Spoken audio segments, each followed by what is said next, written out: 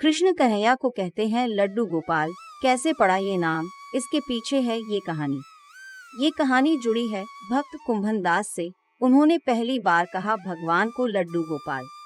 ब्रजभूमि में बहुत समय पहले श्री कृष्ण के परम भक्त रहते थे कुंभन दास जी। उनका एक पुत्र था रघुनंदन। कुंभन दास जी के पास बांसुरी बजाते हुए श्री कृष्ण जी का एक विग्रह था। वे हर समय प्रभु भक्ति में लीन रहते और पूरे नियम से श्री कृष्ण की सेवा करते। वे उन्हें छोड़कर कहीं नहीं जाते थे, जिससे उनकी सेवा में कोई विघ्न न हो। एक दिन वृंदावन से उनके लिए भागवत कथा करने का न्योता आया।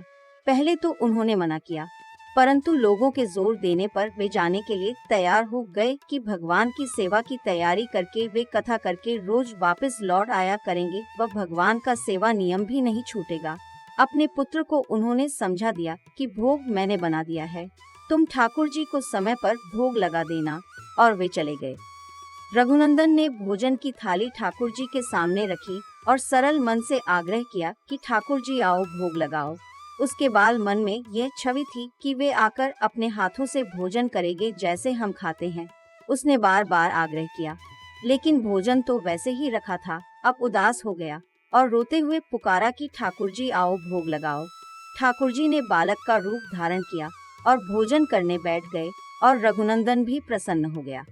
रात को कुंभन दास जी ने लौटकर पूछा कि भोग लगाया था बेटा? तो रघुनंदन ने कहा हाँ। उन्होंने प्रसाद मांगा तो पुत्र ने कहा कि ठाकुर जी ने सारा भोजन खा लिया।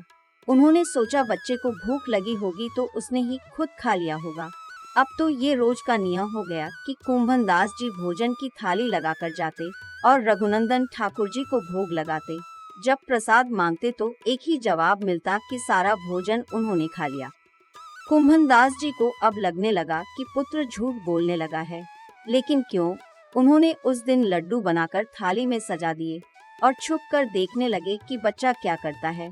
रघुनंदन ने रोज की तरह ही ठाकुर जी को पुकारा तो ठाकुर जी बालक के रूप में प्रकट होकर लड्डू खाने लगे। ये देखकर कुंभन दास जी दौड़ते हुए आए और प्रभु के चरणों में गिरकर विनती करने लगे। उस समय ठाकुर जी के एक हाथ में लड्डू और दूसरे हाथ का लड्डू मुख में जाने को ही था कि वे जड़ हो गए। उसके बाद से उनकी इसी रूप में पूजा की जाती है और वे लड्डू गोपाल कहलाए जाने लगे।